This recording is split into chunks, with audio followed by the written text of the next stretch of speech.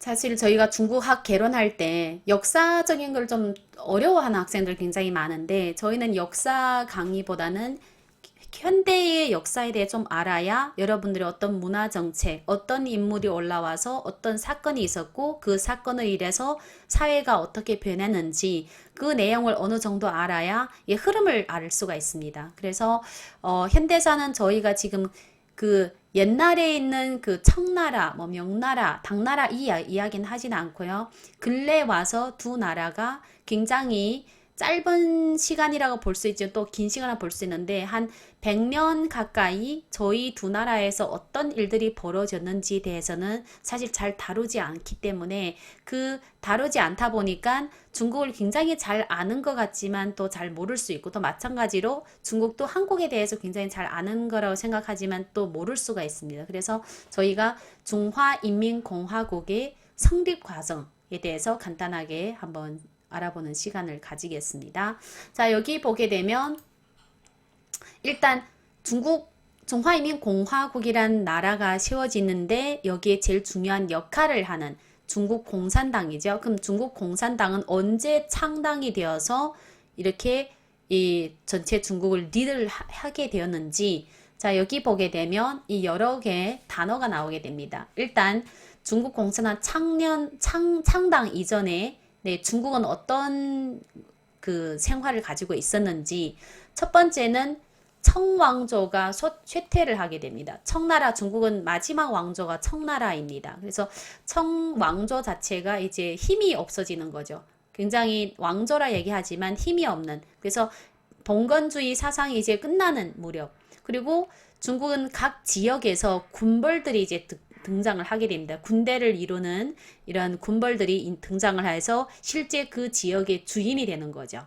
그러면서 또 서구 열강들이 이제 중국을 식민지화 시킵니다. 그래서 여러분들이 중국의 특별히 상해 뭐 이런 다른 지역을 가보면 뭐 대련 이런 데 이제 여러분 놀러 가봤겠지만 중국 느낌보다는 서구 느낌이 좀 나는 경우가 많습니다. 대련은 일본 느낌이 굉장히 많이 나요. 그 다음 상해의 와이탄에 가면 다양한 나라 건물들을 볼 수가 있는데 이 이유는 그 당시에 서구 열강들이 중국을 침략을 해서 사실 중국은 청나라의 말기 때부터는 이제 영국, 뭐 미국 다양한 나라의 분들이 중국에 이제 그 군대를 파견하면서 중국의 다양한 지역에서 이제 활동을 하게 됩니다. 그럼 이 활동을 할 때 본인들이 이 지역을 설치를 하는 거죠. 자, 여기 몇 개 도시가 나오는데 이 도시는 현재에는 중국에서 굉장히 경제적으로 발전한 도시입니다. 그리고 보게 되면 상해 같은 경우에는 영국, 미국, 프랑스, 일본 네, 이제 조계를 설치를 하고 그다음 텐진은 일본, 영국, 프랑스, 미국, 독일 오스트레일리아, 벨기에, 러시아, 이탈리아 조계. 자, 위에 이름 가면 텐진 같은 경우에는 항구가 있습니다. 그렇기 때문에 이때 당시는 배로 많이 움직이잖아 장거리를. 그래서 텐진에 굉장히 많은 나라에서 조개가 생기게 되고 또 한커, 광저우, 뭐镇江, 九江, 厦门, 항저우, 수저우,重庆.重庆 빼고는 사실 이 지역은 다 중국 그 지도를 보게 되면 중국에서는 동쪽이죠. 그래서 동쪽의 바다하고 가까이 연결되어 있는 지역에 있기 때문에 이제 다른 나라에서 이제 올 때 이제 교통수단 굉장히 편리하게 그리고 종칭은 사실 그 뭐죠? 중국의 중심지에서도 서남 쪽에 속하는데 이 지역은 일본 조개로 유명합니다. 물론 이 지역은 사실 뭐 바다랑 연결되어 있지는 않지만 인구가 워낙 많고 또 살기 굉장히 좋은 지역이라고 볼 수 있어서 이렇게 서구 열강들이 중국의 각 곳곳에 이제 조개를 설립하고 이제 행위를 하는 거죠. 그렇기 때문에 중국은 이 중국 공산화 창당 이전에는 중국이라기보다는 굉장히 다양한 이제 열강들이 침략을 했고 또 군벌들이 등장하여 사람들이 살기가 굉장히 어려운 시기라고 볼 수가 있습니다. 그래서 중국 각 지역에 보게 되면 이렇게 서양식 건물을 볼 수가 있는데 이 서양식 건물들의 대부분은 이 시기에 이 시기에 지어진 건물이라고 보면 됩니다. 자, 그러면 중국 공산당이 창당을 할 때 제1차 국공학잡 그럼 여기에 국과 공은 국은 국민당이란 뜻이고요. 공은 공산당. 그래서 국민당이란 당도 있고 공산당이란 당도 있는데 1차 국공 합작을 하게 됩니다. 자, 그러면 순원이란 사람, 아까 우리 신명약 학생이 이제 간단하게 발표할 때 순원이란 인물이 나오잖아요. 자, 이분은 국민당, 네, 국민당을 창당을 했습니다. 1912년 1월 1일 날에 구국 투쟁을 위해서 중화민국이라는 나라를 건국했습니다. 그래서 1월 1일을 이제 원단으로 이제 칭하고 중화민국이라는 나라를 먼저 만들었죠. 그러면서 중화민국 건국과 함께 국민당이라는 당을 창당해서 군벌 세력을 토벌 위해서 북벌 계획에 이제 돌입됩니다. 그래서 순원이란 분은 중화민국이란 나라를 건국한 사람이기도 하면서 국민당을 창당해서 그때 당시의 목표는 군벌세력 토벌, 인민을 위해서 일을 하는 거죠. 그러면서 9년 후에 1921년도에 7월 중국 공산당 창당 선언을 하게 되는데 이 사람은 전두시오란 분입니다.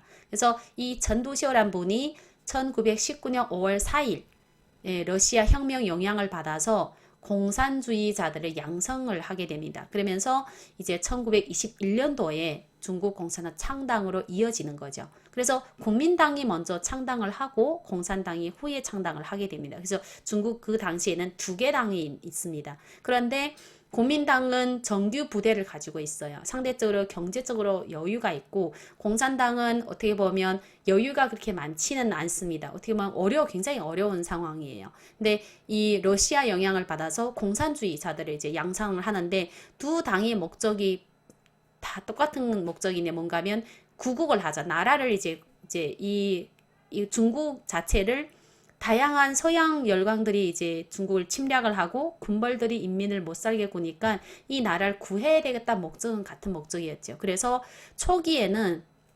공산당원은 굉장히 적었습니다. 왜냐하면 일단 당원 자체도 적고 뒤늦게 이제 창당을 했고 그다음 국민당에 비해서 전투 경험이나 훈련이 굉장히 부족했죠. 이게는 초기 단계에 이렇게 중국 국민당과 공산당 이거를 좀 아셔야 됩니다.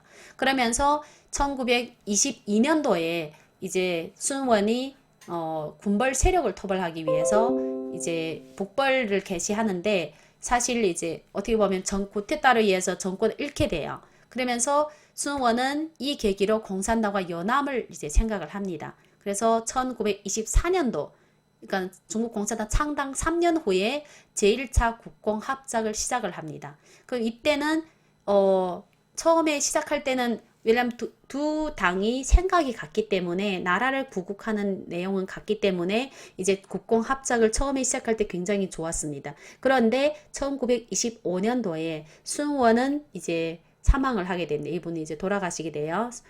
그때 우리가 어떻게 얘기하면 서거를 했다고 얘기해야 되죠.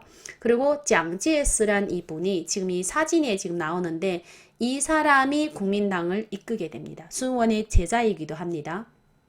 이끌면서 이제 이분은 생각하는 게 이제 순원하고 달라요. 그래서 이 사람은 누구의 지지를 받았는가 하면 지주와 자본가들의 지지를 받았습니다. 그래서 장제스는 반공주의자로 중국 남부 지역의 군벌 세력을 토벌한 후 공산당을 이제 탄압을 모색합니다. 원래는 공산당도 나라를 구하려고 하고 국민당도 나라를 구하려고 하기 때문에 군벌 세력을 토벌하고 나라를 구하는 게 같은 목적이었다면 장제스가 지지받고 있는 것은 지주와 자본가들. 근데 공산당은 대부분은 일반 국민들이 이제 농민들 그때는 중국은 농업 대국이었으니까 농민들 대거 이제 입당을 하면서 지주 자본가들한테 농민들이 불편한 존재가 되죠. 그러다 보니까 이제 장제스와 이제 이끄는 국민당과 이제 마오쩌둥이 이제 이끄는 그 공산당이 이제 어떻게 보면 길이 다른 길로 가게 됩니다. 그리고 국민당은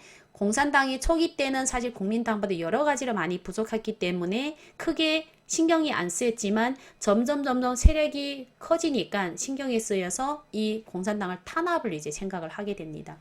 그러면서 1926년도 사실 중국 공산당 창당을 해서 6년도 안 되죠. 이 시기에 중산함 사건을 계기로 계엄령을 내리면서 공산당원을 학살을 하기 시작합니다. 이제 잡아다가 죽이는 거죠. 네. 그러면서 국공학작이 사실은 이제 1차 학잡으로 시작을 해서 이제 깨지는.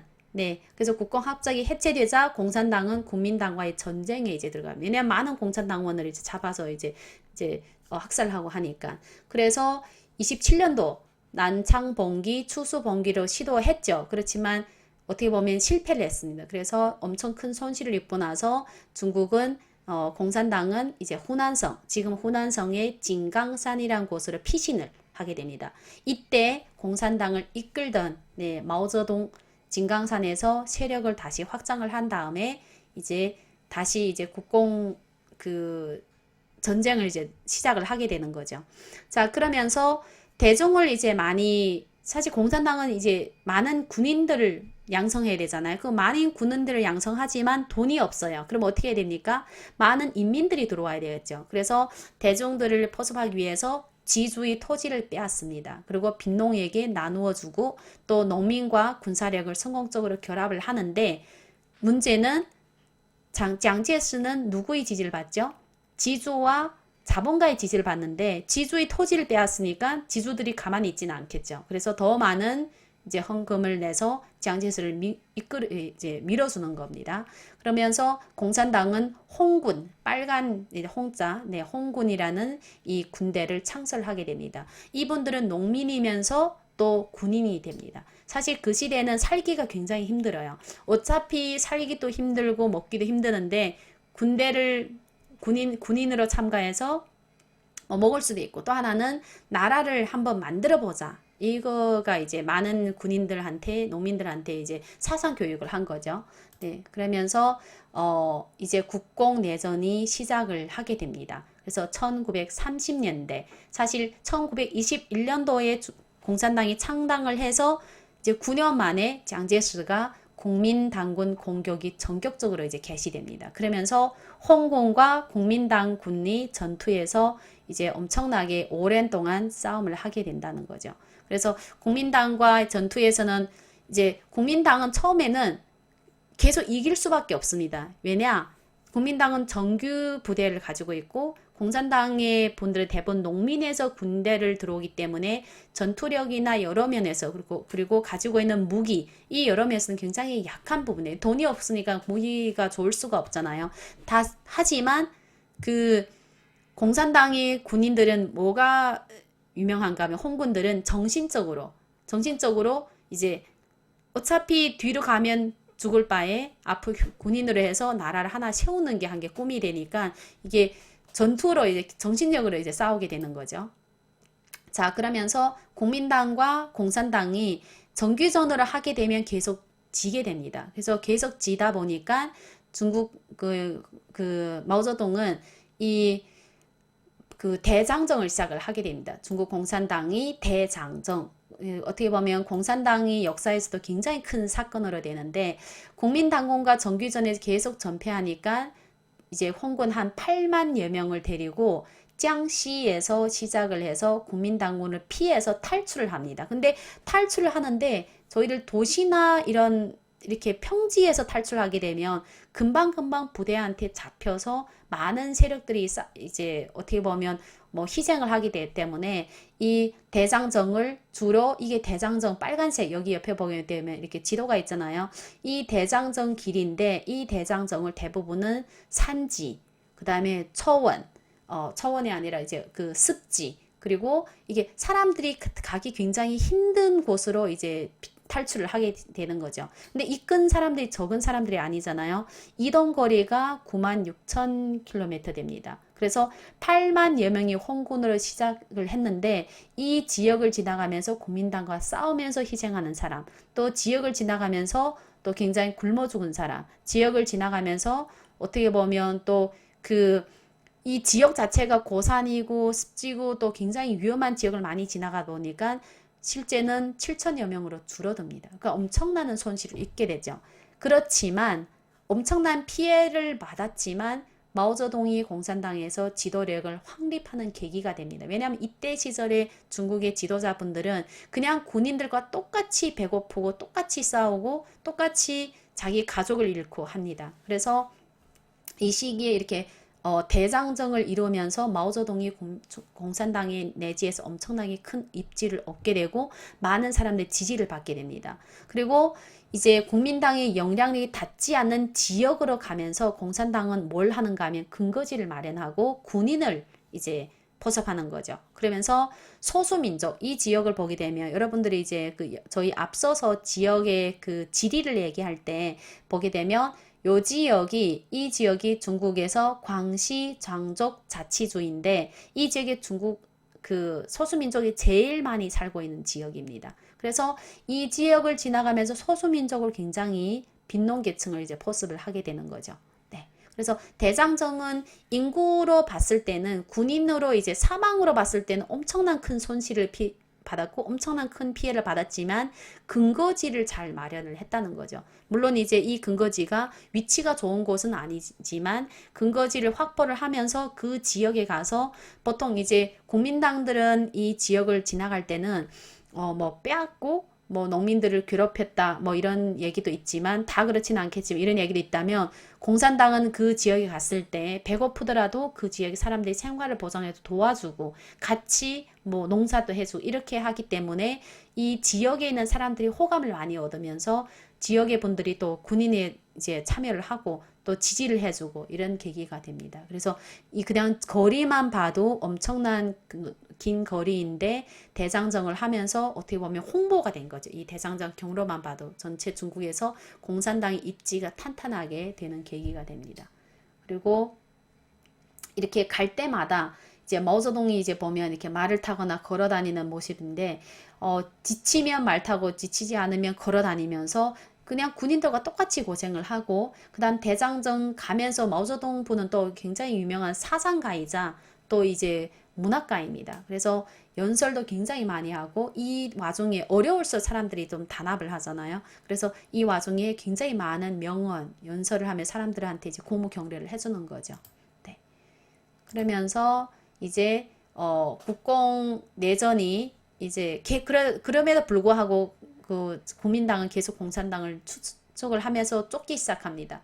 그런데 이제 굉장히 큰 사건이 하나 일어납니다. 어떤 사건인가 하면 시안이란 지역에서 시안 사변이란 이제 일이 발생하는데 이 일 자체가 중국에서는 공산당에서는 굉장히 큰 일입니다.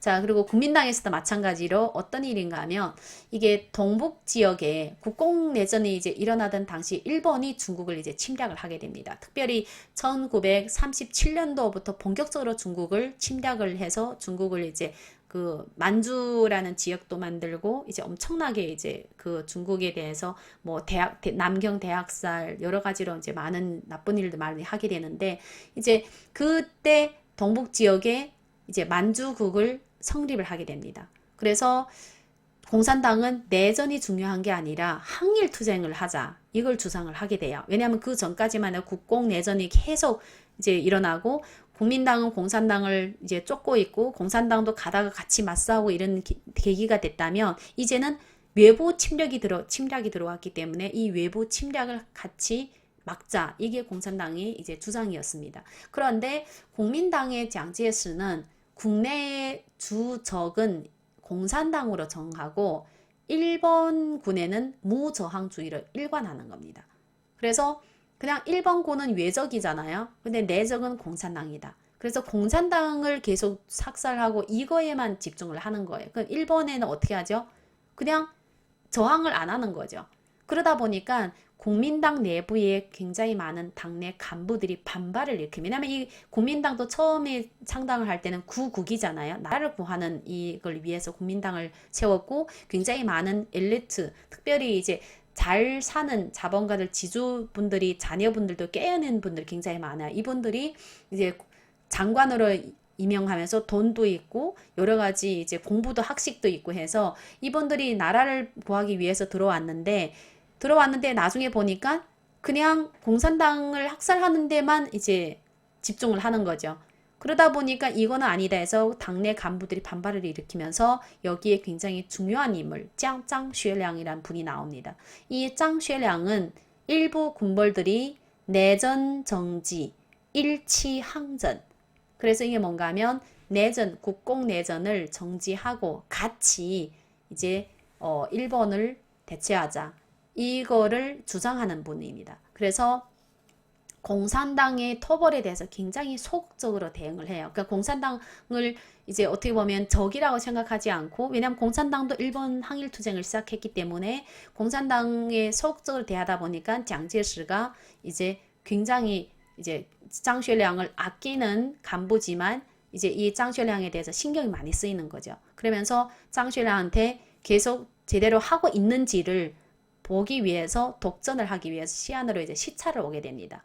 자, 시안으로 시찰 온 시기에 짱薛량이 뭘 했는가 하면 장제스를 감금을 했습니다. 그리고 어떻게 보면 이제 부하가 고급 간부 부하가 이제 국민당의 총수령을 감금을 했죠. 자, 감금을 하면서 항일 요구를 발표를 하게 됩니다. 그래서 장제스는 그렇게 하고 싶지는 않겠지만 감금 당했기 때문에 할 수 있는 게 없어요. 그리고 이 지역은 짱薛량의 부대가 있는 지역이기 때문에 어쩔 수 없이 뭘 하게 됩니까? 동의를 하게 됩니다. 그래서 짱薛량이 그 당시에 8개 요구를 조건을 냅니다. 바로 이게 짱薛량이 시안 사변인데 어떤 요구인지 같이 한번 보겠습니다. 난징 정부를 개조하여 각 당, 각 파가 함께 999 책임을 질 걸. 다음 두 번째는 일체의 내전을 중지할 것. 상해에서 체포된 항일 구국 지도자들을 석방할 것. 일체의 정치범을 석방할 것. 민중이 애국운동을 인정할 것. 민중의 집회, 결사 및 정치적 자유와 권리를 보장할 것. 그리고 순원이 유지를 준수할 것. 순원이 국민당의 첫 창당한 분이시고 중화민국이라는 나라를 해서 총통낸 분이죠.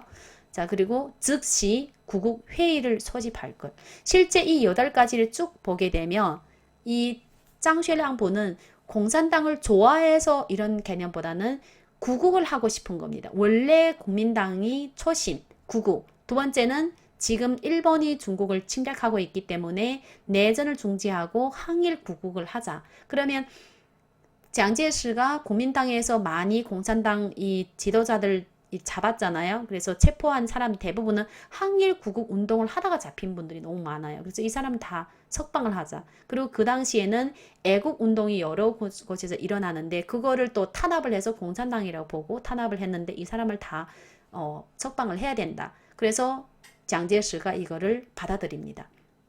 그리고 이 짱薛량 이 사람은 만주족 출신입니다. 짱薛량이 부친은 일본군이 공격으로 폭사를 당해서 만주를 잃고 시안에 정주한 짱薛량에게는 내전보다는 일본군에 대한 토벌이 우선 과제이죠. 굉장히 이제 그냥 부친도 이제 일본군에 대해서 이제 돌아가시고 원래 굉장히 대단한 집안이었는데 네. 그래서 이렇게 사진 여기에 이제 남기게 됩니다. 이게 장제스, 이분은 짱薛량. 네.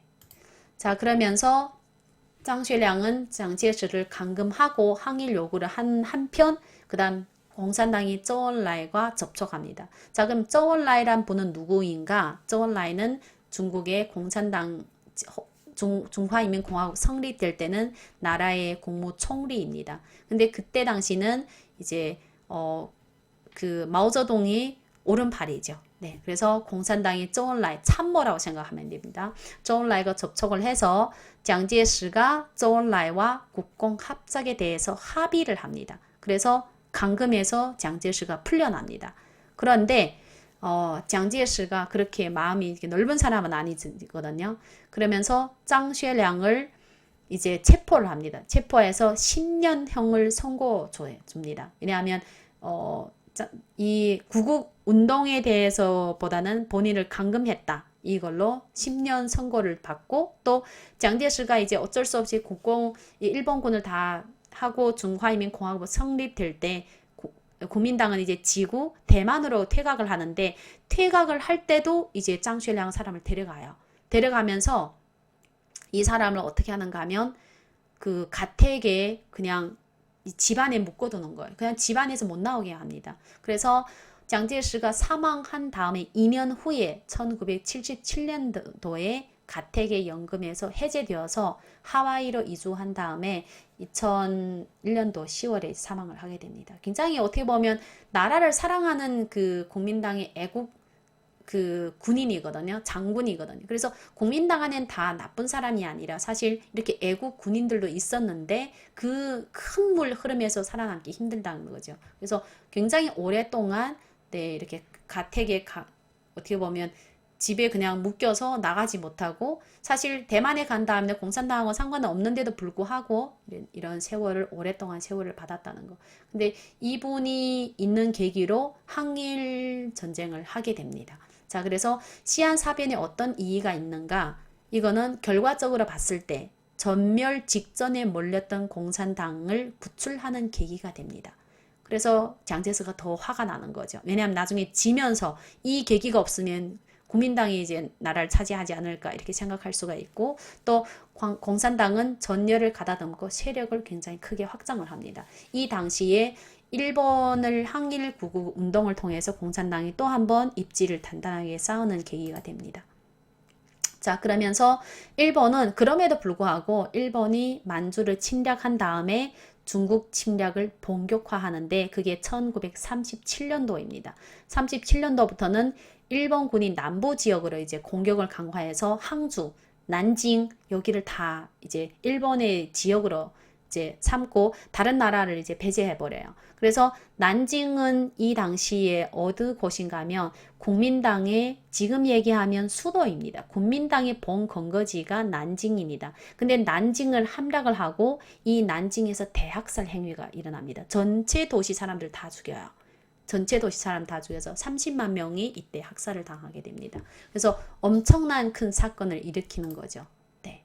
자, 이게 학살을 할 때 정말 사진을 보면 여기 나온 사진은 아마 여러분들이 그래도 끔찍하긴 하는데 너무 많이 죽이다 보니까 사람이 시체 가지고 셀 수가 없어서 귀, 코를 베어서 이게 하루에 얼마씩 죽였냐 이렇게 쌓는 정도로 볼 수가 있습니다. 그래서 이렇게 한 사람을 다 죽이고 나면 그 사람들이 시체를 한 다음에 또 다시 그래서 아이, 어른 뭐 상관없이 여자남 상관없이 이제 학살을 하는 이런 만행을 이루게 됩니다. 그래서 난징 가면 정말 이 일본에 대해서는 엄청나게 이제 그 역사적으로 싫어하죠. 네. 자, 여기 보면 이렇게 사람 머리를 들고 있고 이렇게 이때 당시 일본군은 무슨 생각을 하고 이런 사건을 벌였는지는 모르겠지만 엄청나게 네, 그 시합을 네, 하는 계기를 볼 수가 있습니다. 자, 그러면서 이제 일본군과의 대치 상태에서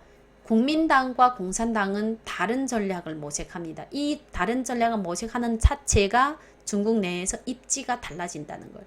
국민당은 정규 부대를 가지고 있고 정규 장관을 배양을 해서 엄청난 좋은 이 무기를 가지고 있는데도 불구하고 국민당 소극으로 항의를 합니다.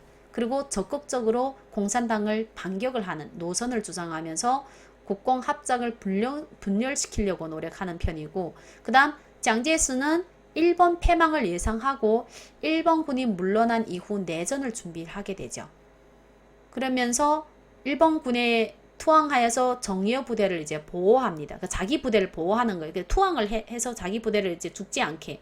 자, 그런데 공산당은 국공 합작을 통해서 노동자, 농민, 군대, 지식인, 상공업자를 공산당으로 포섭하려고 노력을 하고 일본군이 중국을 침략할 때는 뭐 지식인이든 뭐 상공업자들은 사실 살아남는 게 최우선이거든요. 그러다 보니까 이제 굉장히 광범위하게 대중을 포섭하는 데 이제 성공을 하게 되죠. 그러면서 국민당이 항일전쟁에 소극적으로 대응하자 이제 많은 사람들이 국민당을 등을 돌리면서 공산당에 입당을 하면서 공산당 위치가 엄청나게 높아갑니다. 그래서 실제 지금 1937년도부터 일본이 대대적으로 중국을 침략을 하는데 2년 만에 불과하지만 국공합작을 사실 이렇게 굉장히 짧아요. 왜냐하면 장제스는 국공합작을 하고 싶은 마음이 자체가 없습니다. 그런데 이 많은 그 장관들이 요청, 흐름에 따라서 하는 척 하는 거죠. 그리고 대부분은 국공 간의 내전으로 이제